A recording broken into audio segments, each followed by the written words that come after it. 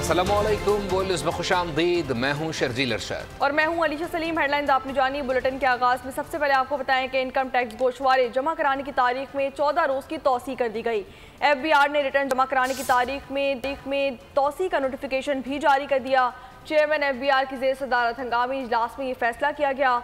तौसी ताजी तंजीमों और tax bar association के मुतालबे पर की गई। शहरी 14 अक्टूबर तक अपने टैक्स गोशवारे जमा करा सकेंगे। इससे कबल टैक्स गोशवारे जमा कराने की आखिरी तारीख 30 सितंबर मुकर्रर की गई थी। आपको बताते चलें कि इनकम टैक्स गोशवारे जमा कराने की तारीख में 14 रोज़ की तौसी कर दी गई है।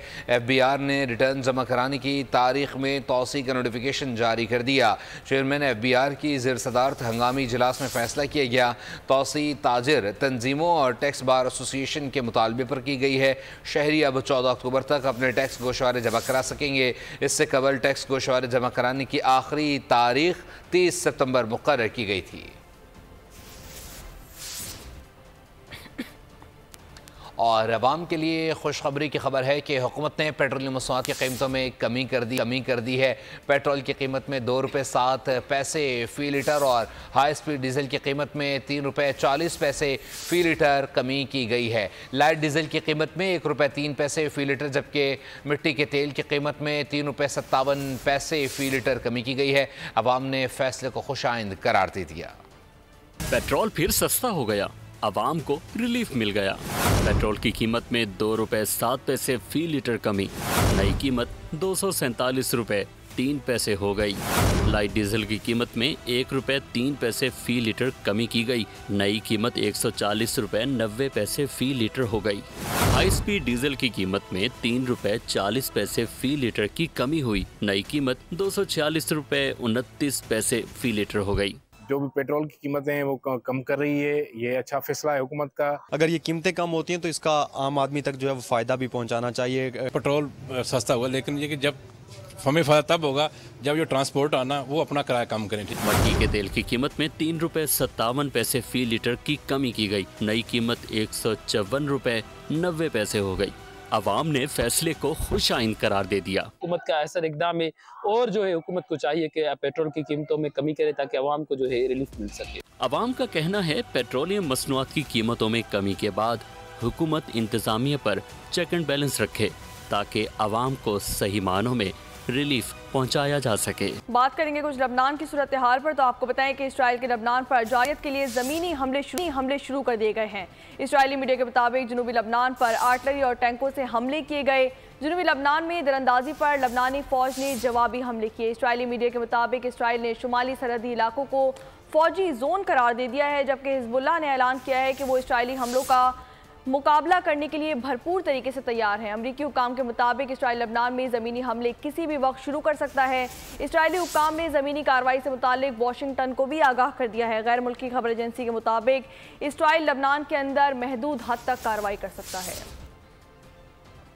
इसराइल के लबनान पर जारियत के लिए ज़मीनी हमले शुरू कर दिए गए हैं। इसराइली मीडिया के मुताबिक जनूबी लबनान पर आर्टिलरी और टैंकों से हमले किए गए, जवाबी हमले किए। इसराइली मीडिया के मुताबिक इसराइल ने शुमाल सरहदी इलाकों को फौजी जोन करार दे दिया है, जबकि हिजबुल्लाह ने ऐलान किया है कि वो इसराइली हमलों का मुकाबला करने के लिए भरपूर तरीके से तैयार है।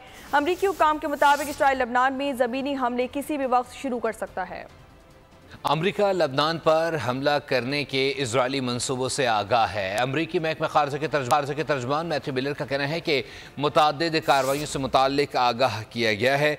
इजराइल ने बताया है लबनान सरहद के करीब हिजबुल्लाह को निशाना बनाया जा रहा है। हमने इजराइल की ज़मीनी कार्रवाइयों के बारे में भी रिपोर्ट्स देखी हैं। महदूद ऑपरेशंस हैं जो सरहद के करीब कर रहे हैं। लबनान सरहद के करीब हिजबुल्लाह के बुनियादी ढांचे को तबाह कर रहा है। अक़वाम मुत्तहिदा के सेक्रेटरी जनरल ने लबनान में ज़मीनी ऑपरेशन की मुखालफत कर दी। एंटोनियो गुतेरेस का कहना है कि लबनान में किसी भी कार्रवाई के खिलाफ हैं। ज़मीनी हमला नहीं होना चाहिए। इसराइल पहले ही लबनान पर फ़िज़ाई हमले कर रहा है। दूसरी जानिब बरतानिया ने अपने शहरियों को फौरी तौर पर लबनान छोड़ने की हिदायत कर दी है। बरतानिया का कहना है कि लबनान में तेज़ी के साथ ज़मीनी सूरत हाल तब्दील हो रही है। बरतानवी मीडिया के मुताबिक लबनान छोड़ने के ख्वाहिशमंद अफराद के लिए रैपिड रिस्पॉन्स यूनिट कायम कर दिया गया है। लबनान में मज़ीद हालात ख़राब हो सकते हैं। बरतानवी शहरियों के लिए कमर्शल परवाज़ों में सीट्स बुक कराई गई हैं। लबनान की बदलती सूरत हाल पर बरतानिया ने अपने शहरियों को फौरी तौर पर लबनान छोड़ने की हिदायत कर दी है। बरतानिया का कहना है कि लबनान में तेज़ी के साथ ज़मीनी सूरत हाल तब्दील हो रही है। बेलगाम इसराइल को लगाम कौन डालेगा? फलस्तीन, लबनान, यमन और फिर अब दमिश्क पर भी इसराइल का हमला। मिसाइल हमले में 3 शहरी शहीद हो गए। शाम के सरकारी टीवी के मुताबिक सना टीवी की एंकर भी हमले में शहीद हो गई। फलस्तीन, लबनान, यमन और अब दमिश्क पर इसराइल का हमला कर दिया गया है। मिसाइल हमले में 3 शहरी शहीद कर दिए गए हैं। शाम के सरकारी टीवी के मुताबिक सना टीवी की एंकर भी हमले में शहीद हो चुकी हैं। आपको बताएं कि फ़लस्तीन, लबनान, यमन और अब दमिश्क पर इसराइल का हमला कर दिया गया है। मिसाइल हमले में 3 शहरी शहीद कर दिए गए हैं। शाम की सरकारी टीवी के मुताबिक सना टीवी की एंकर भी हमले में शहीद हो गई हैं। आपको बताते चलें कि फ़लस्तीन, लबनान, यमन और दमिश्क पर इसराइल ने हमला कर दिया है। मिसाइल हमले में 3 शहरी शहीद हो गए हैं। शाम के सरकारी टीवी के मुताबिक सना टीवी की एंकर भी हमले में शहीद कर दी गई हैं। आपको बताएं कि फ़लस्तीन, लबनान, यमन और दमिश्क पर इसराइल ने हमला कर दिया है। दूसरी जानिब अमरीका की 6 रियासतों में तूफ़ान हेलन की तबाहकारियाँ जारी हैं। मुख्तलिफ हादसात में हलाकतों की तादाद 128 हो गई है। दर्जनों ज़ख्मी हैं। रियासत फ्लोरिडा, जॉर्जिया, वर्जीनिया, साउथ और नॉर्थ कैरोलिना में हंगामी हालत नाफिज कर दी गई है। आलमी मीडिया के मुताबिक अमरीका की रियासत फ्लोरिडा के 67 काउंटीज़ में से 61 में हंगामी हालत नाफिज कर दी गई है। तूफ़ान के सबब कई सड़कें और पुल तबाह हो गए हैं। तेज़ हवाओं और सैलाबी सूरत हाल से बिजली बंद है। आंधी और बारिश से तबाहकारियों के बाद बहाली का काम जारी है। आगे बढ़े। अब आपको बताएं कि चीफ जस्टिस ऑफ पाकिस्तान ने प्रैक्टिस एंड प्रोसीजर कमेटी का इजलास आज सुबह तलब कर लिया। ज़राए के मुताबिक चीफ जस्टिस काजी फायज़ ईसा ने इजलास सुबह 9 बजे तलब किया है। आपको बता रहे हैं कि चीफ जस्टिस ऑफ पाकिस्तान काजी फायज़ ईसा ने प्रैक्टिस एंड प्रोसीजर कमेटी का इजलास आज सुबह बुला लिया है। ज़राए के मुताबिक चीफ जस्टिस काजी फायज़ ईसा ने इजलास सुबह 9 बजे तलब किया है। सुप्रीम कोर्ट के सीनियर जज जस्टिस मुनीब अख्तर ने आर्टिकल 63A नज़रसानी केस में तश्कील करदा लार्जर बेंच में शमूलियत से इनकार कर दिया। चीफ जस्टिस ने जस्टिस मुनीब अख्तर का ख़त अदालत में पढ़कर सुनाया, जिसमें कहा गया कि ख़त को नज़रसानी केस का हिस्सा बनाया जाए। चीफ जस्टिस काजी फायज़ ईसा ने ख़त को रिकॉर्ड का हिस्सा बनाने से इनकार कर दिया।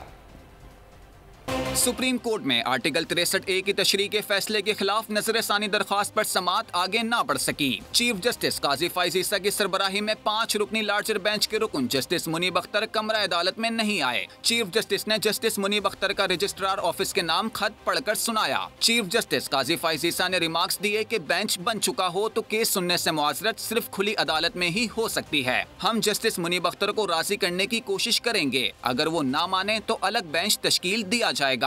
बानी पीटीआई के वकील बैरिस्टर अली जफर ने नुक्ता उठाया कि बेंच तश्कील देने वाली कमेटी में 3 जजेस का बैठना जरूरी है। 2 मेंबरान फैसला नहीं कर सकते। चीफ जस्टिस ने कहा, कानून में ऐसा कुछ नहीं लिखा। ऐसा हो तो ये इदारा ही गैर फाल हो जाए। तमाम साइलिन के मुकदमात एक शख्स की सवाबदीद पर नहीं छोड़े जा सकते।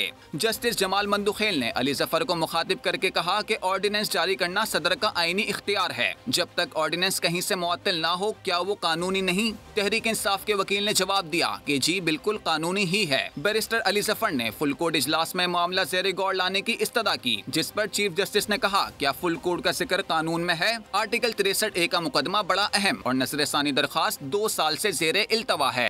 यहाँ आपको बताएं कि सुप्रीम कोर्ट आर्टिकल 63A की तशरीह से मुतालिक नज़रसानी केस जस्टिस मुनीब अख्तर ने रजिस्ट्रार सुप्रीम कोर्ट को एक और खत लिख दिया। जस्टिस मुनीब अख्तर ने पीर की समाअत के हुक्मनामे को गैर कानूनी करार दे दिया। खत के मुताबिक पीर की समाअत का हुक्मनामा जुडिशल ऑर्डर नहीं है। 5 रुकनी लार्जर बेंच ने केस की समाअत करना थी। 4 रुकनी बेंच आर्टिकल 63A से मुतालिक नज़रसानी केस नहीं सुन सकता। हुक्मनामे में मेरा नाम था मगर आगे मेरे दस्तखत नहीं थे। अपना मौक़िफ़ पहले वे तफसील से बयान कर चुका हूँ। आर्टिकल 63A की तशरीह से मुतालिक नज़रसानी केस के हुक्मनामे की कोई हैसियत नहीं। जस्टिस मुनीब अख्तर का कहना है कि चीफ जस्टिस ने सीनियर जज को जवाबी ख़त लिखा। वो किरदार कुशी की मुहिम ज़्यादा लगी। अहम सवालात के जवाब नहीं दिए गए। ख़त में चीफ जस्टिस ने अपनी तारीफ़ पर ज़्यादा से ज़्यादा जोर दिया। सीनियर तरीन जज की सरबराही में बेंच की तजवीज़ देकर खुद सरबराही संभाल ली गई। सुप्रीम कोर्ट के जस्टिस मुनीब अख्तर ने रजिस्ट्रार सुप्रीम कोर्ट को खत लिख दिया। जस्टिस मुनीब ने कहा कि चीफ जस्टिस काजी फाइज ईसा ने सीनियर जज को जो खत लिखा वो किरदार कुशी की मुहिम ज्यादा लगती है, अहम सवालों के जवाब नहीं दिए। जस्टिस मुनीब अख्तर ने अपने खत में मजीद कहा कि अफसोस है चीफ जस्टिस ने आईनी सवालात के जवाब देने के बजाय ये तरीका अपनाया। 63A नजरसानी केस 5 रुकनी लार्जर बेंच के सामने समाअत के लिए मुकर्रर किया गया। 5 रुकनी बेंच 23 सितम्बर की जजेस कमेटी में तरमीमी ऑर्डिनेंस के तहत तश्कील दिया गया।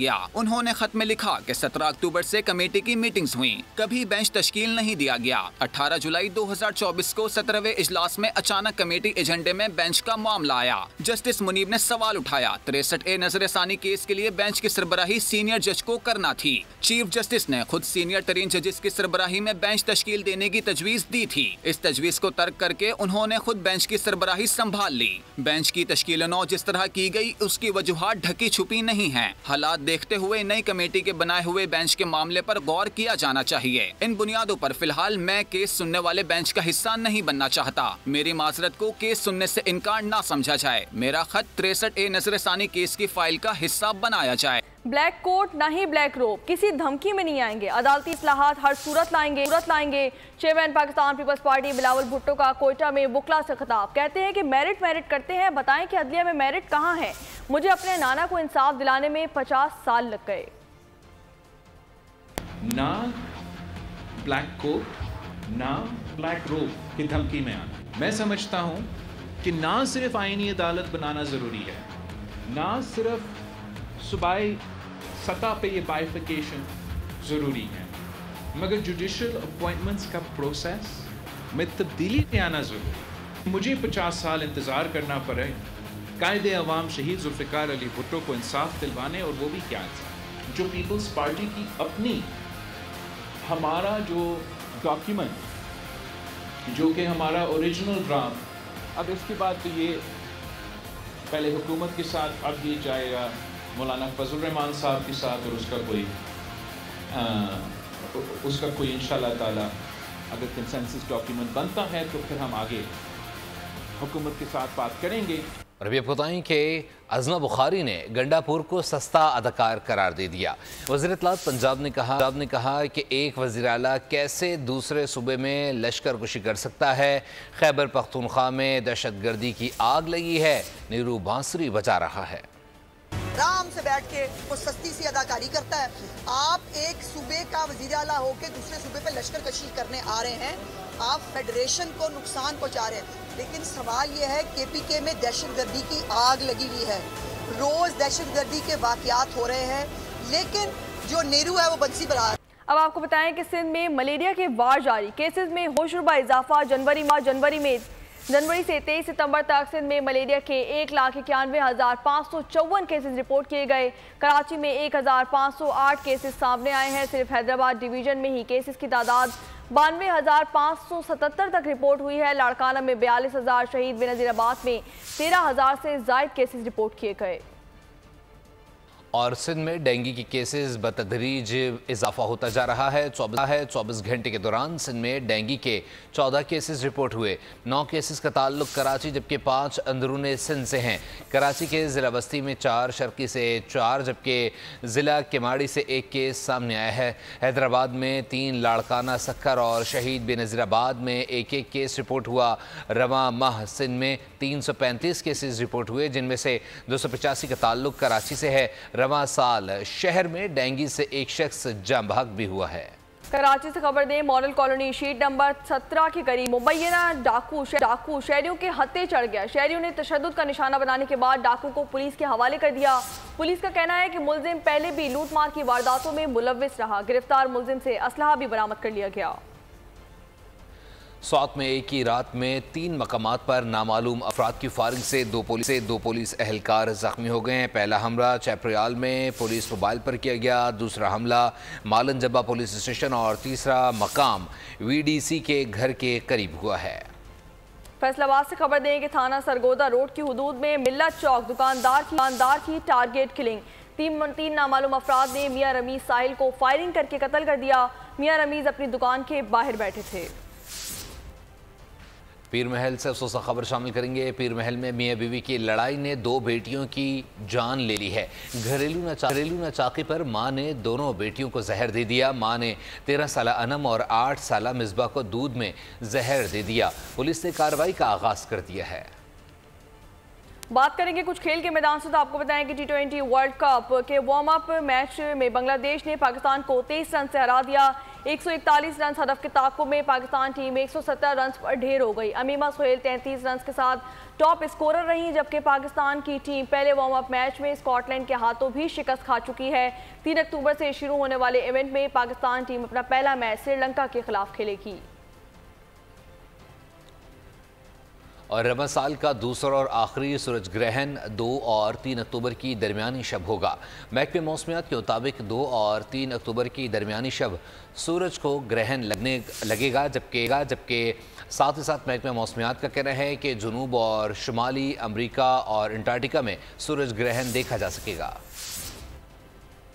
आपको पता तो चलें कि रमज़ान साल का दूसरा और आखिरी सूरज ग्रहण 2 और 3 अक्टूबर की दरमियानी शब होगा।